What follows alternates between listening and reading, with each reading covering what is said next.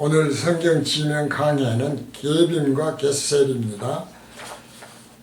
먼저 늘 말씀을 드리지만은 지금 본교실에서 강해를 할 때는 도입부를 잠깐 말씀을 드리고, 그리고 서론, 그리고 본론, 그리고 결론 이렇게 나눠서 말씀을 드리거든요.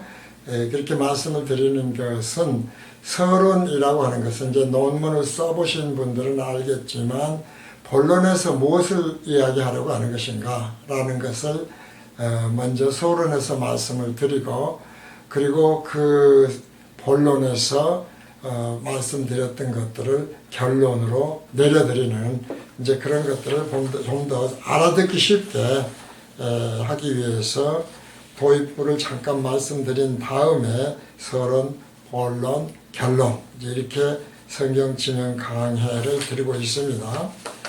먼저 도입부에서 말씀드릴 것은 계속 말씀을 드리고 있습니다만은, 성경은 사람의 생각으로 보면 믿을 수 없는 말씀들이 너무나 많다. 그런데 하나님의 생각으로 보면 어떤가? 진리와 복음을 알려주는데 성경처럼 논리적으로 철저한 일관성을 지닌 책은 없다. 이렇게 생각이 들더라고요. 따라서 복음 교실에서 알려주려는 것은 성경에 기록된 말씀들과 진리와 복음에 대해서 종론 불변의 진리, 종론에서 아멘을 하는 것은 강론에서 그 어떤 경우에도 부인하지 말아라, 이제 이 말씀을 드리지 않습니까?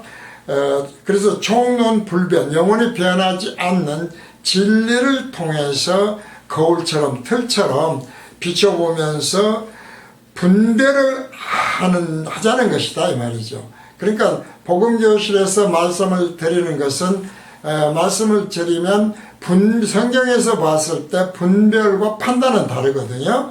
그래서 복음교실에서는 분별을 하자, 종론 불변의 진리를 통해서 분별을 하자는 것이지, 다른 목사님들이나 다른 교회 등등에 대해서 판단을 하는 것은 아니다. 이 점에 오해가 없기를 바랍니다. 성경 말씀은 이렇게 크게 나누어 보면 세 가지의 경우의 말씀들이 있는 것 같으로 보였습니다. 그래서 다시 말씀을 드리면, 첫째는 하나님의 생각에 맞춰서 말씀을 기록해 놓은 말씀들이 있고요, 성경 안에는. 둘째는 사람의 생각에 맞춰서 기록한 경우가 있어요. 상당히 중요하게 생각되거든요. 그렇지 않기 때문에 자꾸 사람의 생각으로 혼동을 일으켜버린다는 것이죠. 셋째는 성령이 아니면 깨달을 수 없는 감춰진 비밀이 있다. 그러니까 성경은 크게 세 가지의 경우에 말씀으로 성경이 기록되어 있다라는 것입니다.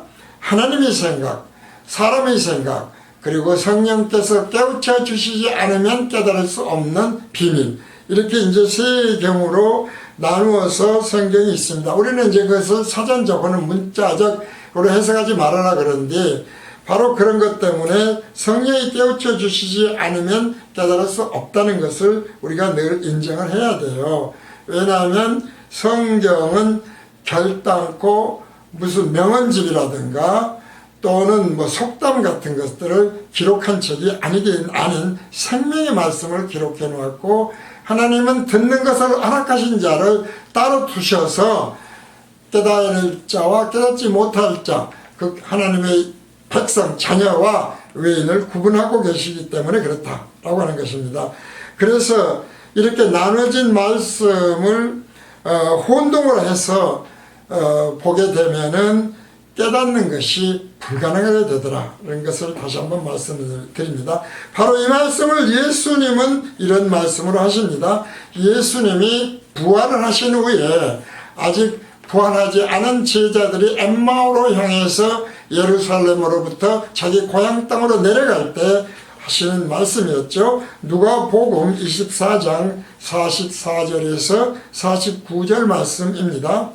또 이르시되 내가 너희와 함께 있을 때에 너희에게 말한 바 곧 모세의 율법과 선지자의 글과 시편의 나를 가리켜 기록된 모든 것이 이루어져야 하리라 한 말이 이것이라 하시고, 이것이에요. 지금 다 이루어지는 것입니다. 이에 저희 마음을 열어 성경을 깨닫게 하시고, 성경이, 예수님이, 하나님의 영이 깨닫게 하지 않으면 깨달을 수 없는 말씀들이 많이 있다는 거예요. 이걸 꼭 인정을 해야 된다는 것입니다. 그러면서 또 이르시되 이같이 그리스도가 고난을 받고 제3일에 죽은 자 가운데서 살아날 것과, 이것이 성경의 선지자를 통해서 시편을 통해서 율법을 통해서 이 말씀이 다 기록되어 있다 이 말이죠. 그러면서 이제 깨닫게 하시는 말씀인데 이것이 일종의 답이죠. 이같이 그리스도가 고난을 받고 제3일에 죽은 자 가운데서 살아날 것과 부활하신 후입니다. 또 그의 이름으로입니다. 그의 이름은 무엇입니까? 자기 백성을 저희들의 죄들에서 구원할 자라고 하는 이름, 그 이름으로 죄사함을 얻게 하는 회개가 하는데 뭐라고 그랬습니까? 죄를 다시는 안 짓겠습니다. 뭐 그런 이야기가 아니고 사람의 생각에서 하나님의 생각으로 돌이키는 것이 회개라고 그랬어요. 이것이 회개의 핵심이에요. 그래서 그 회개가 죄사함에 근데 비밀이 있어요. 깨닫지 못하는 자는 외인이기 때문에 절대로 깨달을 수 없도록 하나님이 하셨다. 바로 그러니까 듣는 것이 허락된 자냐 아니냐는 죄사함을 얻게 하는데 결정적인 요인이 된다는 거예요. 앞에서 말씀드린 대로 하나님의 생각으로 죄사함의 비밀을 감춰두시기 때문에 사람의 생각으로 나는 죄사함을 얻은 것을 믿습니다, 뭐 이런 식으로 논리적으로 신학적으로 되는 게 아니라는 거예요. 성경이 깨닫게 하셔야 된다는 것이죠. 바로 이 말씀을 그렇게 하신 겁니다. 이러한 회개가 돌이킴이, 그러니까 죄 안 짓는다, 거룩하게 산다, 뭐 그런 율법 잘 지킨다, 그게 아니에요. 예루살렘으로부터 시작하여 모든 족속에게 전파될 것이 기록되었으니, 아름다운 교회는 오늘 이 마지막 때에 이 사명을 하고 있는 곳이다 보시면 돼요.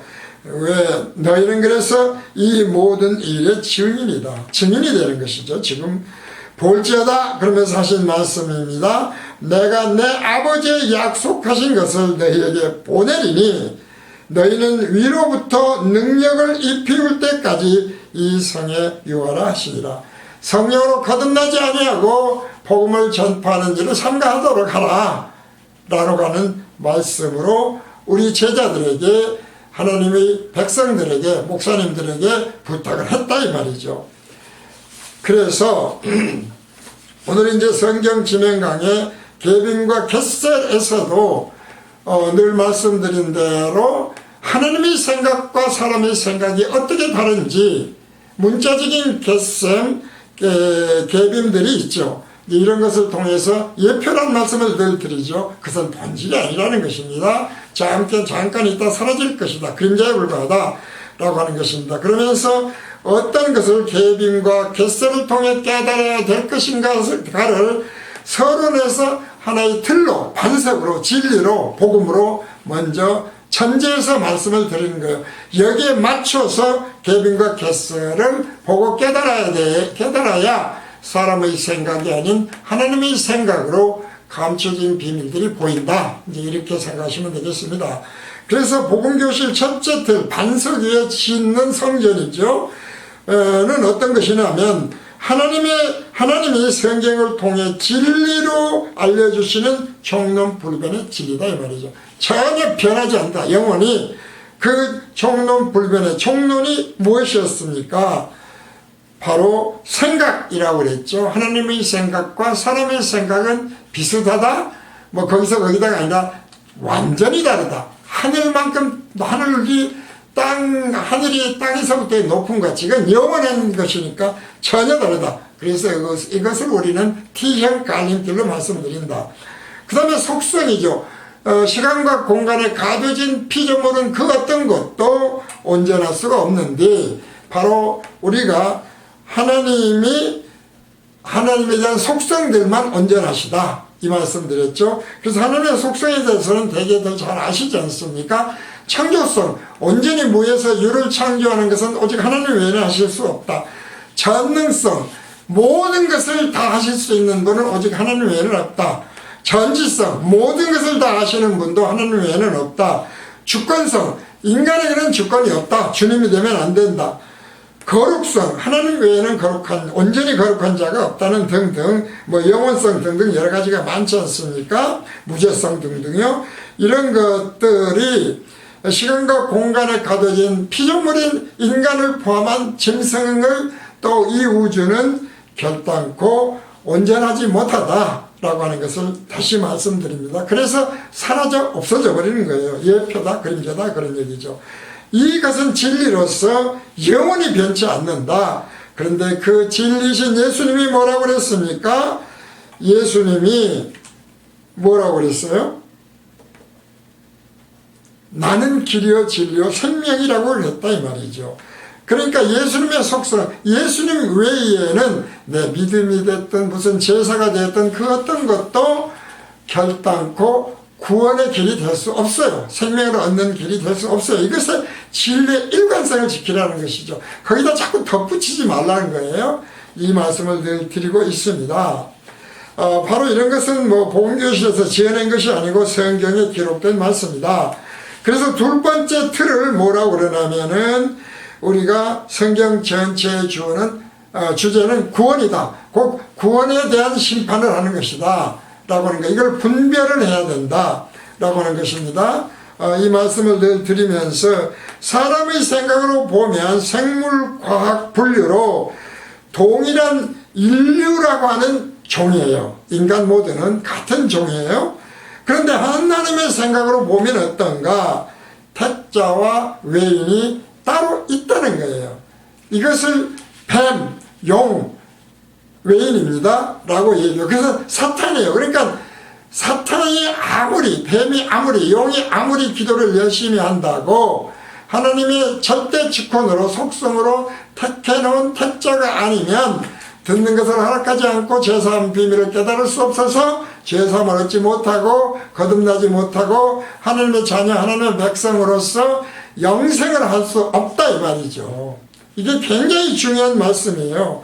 근데 만약 모든 사람들이 만인구원론으로 우리가 지금 판단이 아닙니다.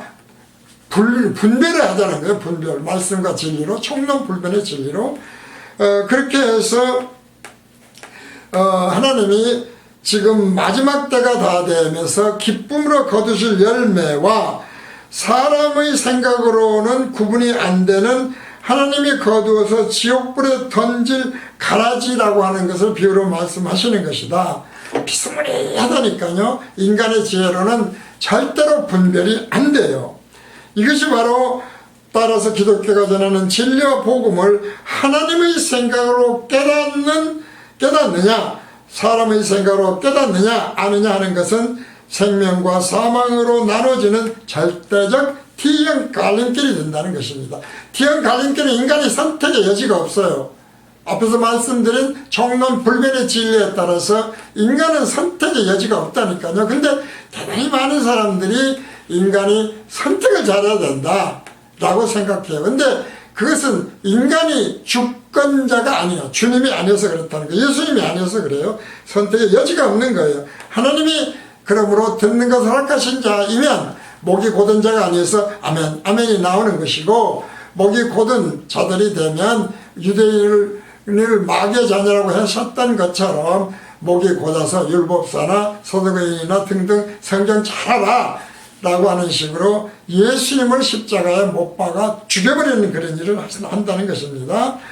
따라서 T형 갈림길에서 이런 총론불변의 진리에서 허리라도 벗어나는 것은 뭐라고 그랬습니까? 사탄의 미혹이다. 뱀의 미혹이라는 것이죠. 비스무리하다고 해서 믿으면 안 됩니다. 그래서 둘째 사망으로 심판 때에 들어가는 일이 없어야 되겠다. 왜 그렇습니까? 사탄의 미혹이 얼마나 지금도 심하냐면 기독교에 분명히 근데 교단, 교파, 이단이라고 합니다만은 정통이 됐던 이단이 되었건 또 이단들끼리도 그리스도 예수 안에서 진리와 복음이 하나로 통일되지 않은 거예요. 아는 것은 뭡니까? 결국 그러므로 사탄 마귀의 미혹이라는 것이죠. 어둠으로 섞였다는 거예요. 이것을 꼭 오늘 성경 지명 강의 개빈과 겟셀에서도 깨달아야 되겠다고 하는 생각을 말씀을 드립니다. 자, 그래서 본론으로 들어갑니다. 먼저 계빔입니다. 계빔은 이사야서에서 유일하게 언급되는 그야말로 단 1회 언급되는 지명이에요. 그만큼 중요하지 않을 수도 있죠. 사람의 생각으로 보면요. 그래서 계빔에 대해서 설교를 하거나 하는 경우가 드물 거예요. 그러나 늘 말씀드린 대로 성경에 왜 계빔이 나와 있느냐? 하나님에게는 우연이 없다. 계빔을 통해서 깨닫게 하는 것이 있을 것이다 라고 하는 것 때문에 계빔을 우리는 본교실에서는 이사야서에 유일하게 언급된 계빔을 강의를 하는 것이죠. 그리고 그것은 서론, 본론, 결론, 총론불변의 진리에서 홀이라도 벗어나지 않은 계빔을 설명드리는 것이죠. 읽습니다. 이사야서 10장 24절에서 34절입니다.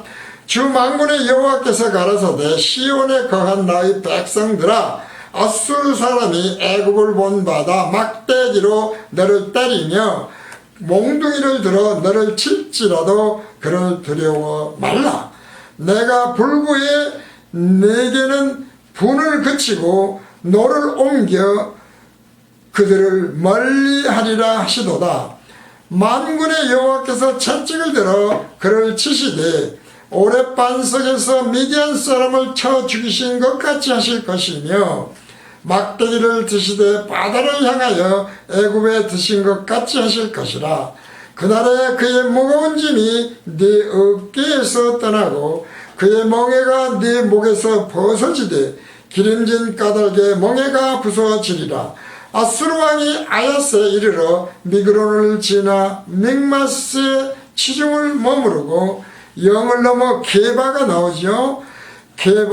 게바에서 유숙함에 게바에 대해서는 말씀을 드렸고요. 라마는 떨고 사울의 기브아 사람은 도망하도다. 딸 갈림도 나오죠. 큰 소리로 외칠지어다. 라이사야 자세히 들을지어다. 가련하다.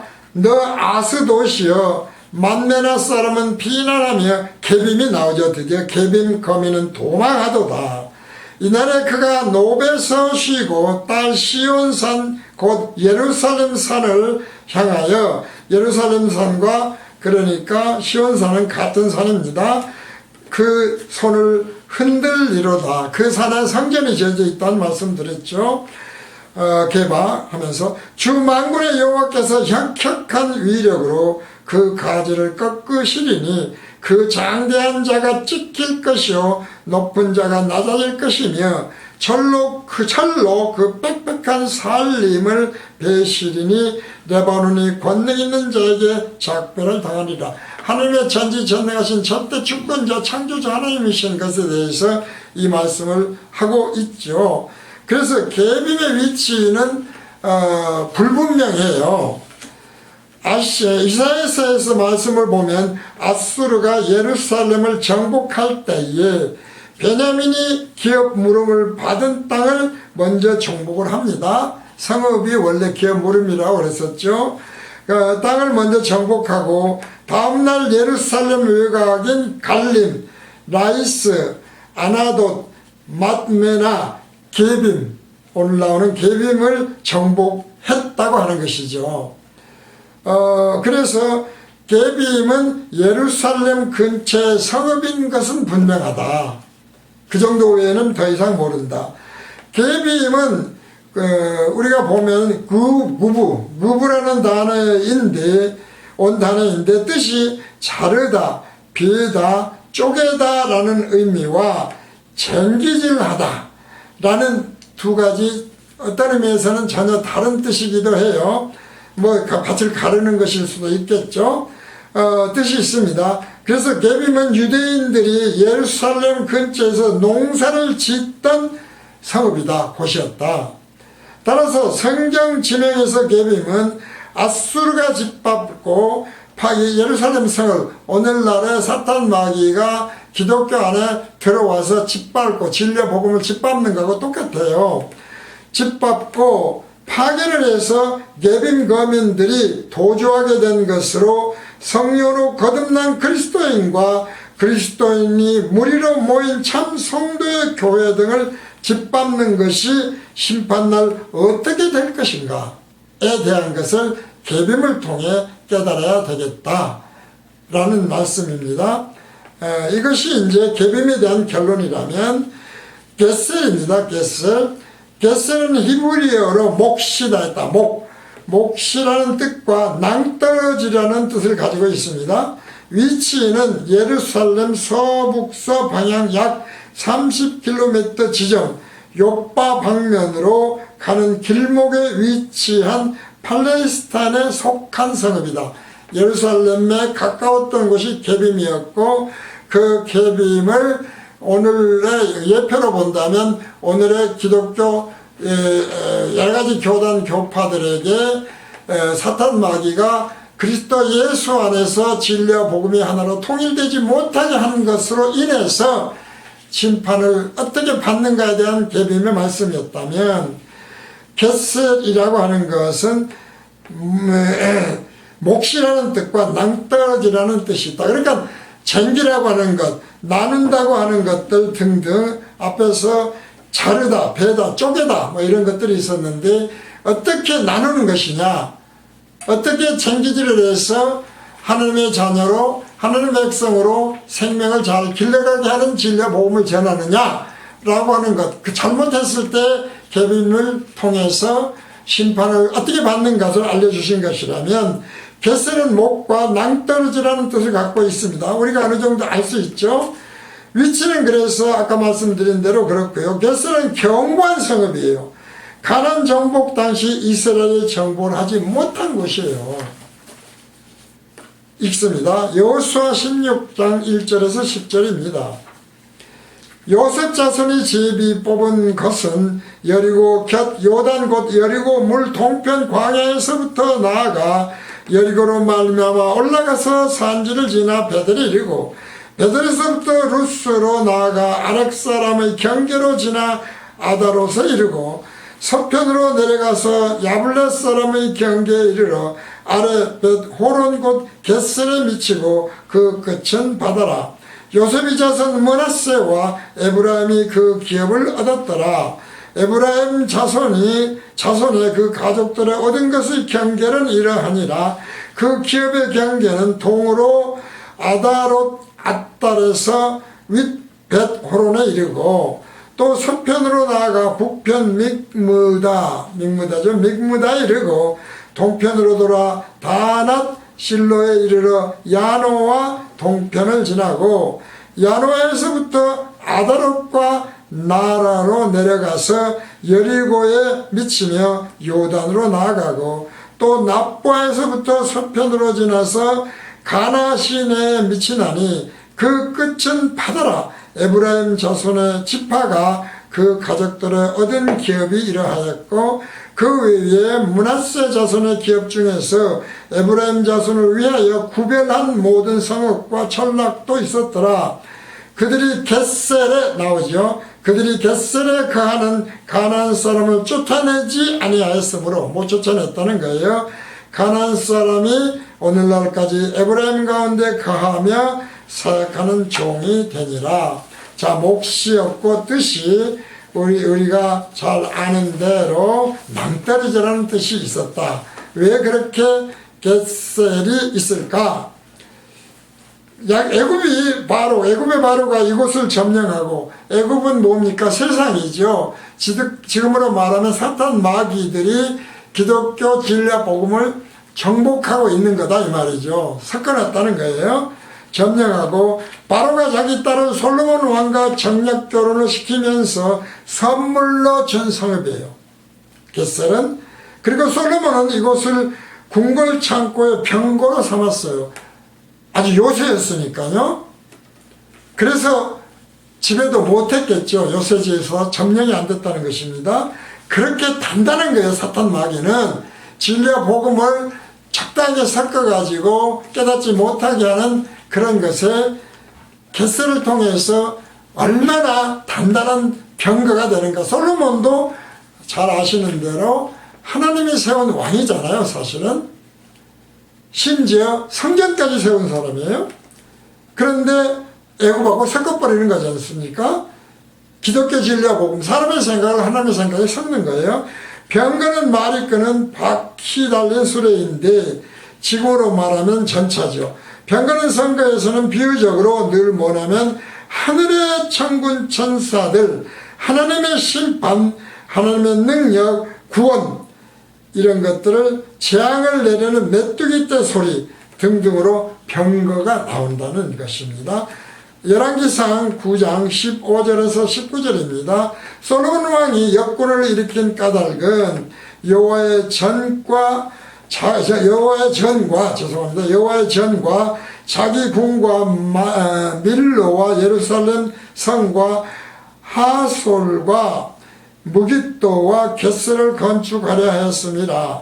전에 애굽 왕 바로가 올라와서 겟셀을 탈취하여 불사르고 그 성에 사는 가나안 사람을 죽이고 그 성읍을 자기 딸 솔로몬의 아내에게 예물로 주었더니, 늘 다시 말씀드리지만 오늘날 기독교 총회, 교회 등을 생각하시면 돼요. 뭐 신학도 마찬가지입니다. 겟셀은 솔로몬이 겟셀과 아래 벳호론을 건축하고 또 바알락과 그 땅의 들에 있는 다드몰과 자기에게 있는 모든 국고성과 병거들과 마병의 성들을 건축하고, 솔로몬이 또 예루살렘과 레바논과 그 다스리는 온 땅에 건축하고자 하던 것은 다 건축하였는데, 무릇 이스라엘 자손이 아닌 아모리 사람과 헷 사람과 브리스 사람과 히위 사람과 여부 사람의 남은 자 곧 이스라엘 자손이 다 멸하지 못함으로 그 땅에 남아있는 그 자손들을 솔로몬이 노예로 역군을 삼아 오늘날까지 이르렀으며, 이르렀으되 오직 이스라엘 자손은 솔로몬의 노예를 삼지 아니하였으니 저희는 군사와 신복과 방백과 대장이며 병거와 마병의 장관이 되었음이었더라. 이 말씀으로 하는 설교의 예문을 제가 들어봅니다. 첫째, 겟셀은 하나님을 대적했다. 그래서 여호수아의 대적함으로 하나님의 뜻을 거역한 성읍이고, 하나님이 군대를 대적했으며 우상숭배로 하나님을 거역한 성읍입니다 라고 하는 것. 둘째, 그래서 겟셀은 하나님을 대적함으로 심판을 받은 성읍이 되었고, 그 다음에 하나님의 심판을 받았으나 일시적으로 심판이 실현되지 못했다. 그러나 불신자들의 성읍은 힘이 없고 연합을 해도 하나님의 백성을 대적하지 못한다. 따라서 그 이유가, 왜냐하면 겟셀은 하나님의 뜻으로 선민의 분깃으로 이미 주어진 것이었기 때문이겠다. 그래서 이제 셋째, 이렇게 이제 큰 틀로 말하고 그 다음에 다시 이제 작은 틀로 소제목으로 말하고 이건 설교거든요. 셋째, 겟셀은 하나님의 공의로운 심판을 받은 우상숭배에 대한 하나님의 심판이 있었고, 불신자에 대한 하나님의 심판이 있었고, 불의에 연합한 자들에 대한 하나님의 심판이 있었다라는 것으로 설교들을 하고, 설교집에도 그런 것이 있어요. 자, 이런 등으로 겟셀을 설명을 하는데 맞죠. 그런데 하나님의 생각과 사람의 생각은 같다고 했습니까? 다르다고 생각했습니까? 다르다는 것이죠. 이런 문자적인 해석이라는 거예요. 사람 입장에서 보는 것이라는 것이죠. 그러나 이런 설명의 위험성은 하나님을 믿는 사람이 기복신앙, 율법신앙, 무당식, 신비주의로 이 땅에 복을 받고 잘 먹고 잘 사는 것으로 믿게 하는 설교가 되기 쉽다는 거예요. 앞에 있는 그런 설교는. 그런데 솔로몬 왕이 애굽 왕 바로의 딸과 정략 결혼을 해서 받은 땅인 겟셀의 궁궐 창고를 짓고, 그러니까 그들 우리가 기독교 진리와 복음으로 부딪히는 것처럼 얘기했던, 하나님의 힘을 얘기했던, 능력을 얘기했던 것들입니다.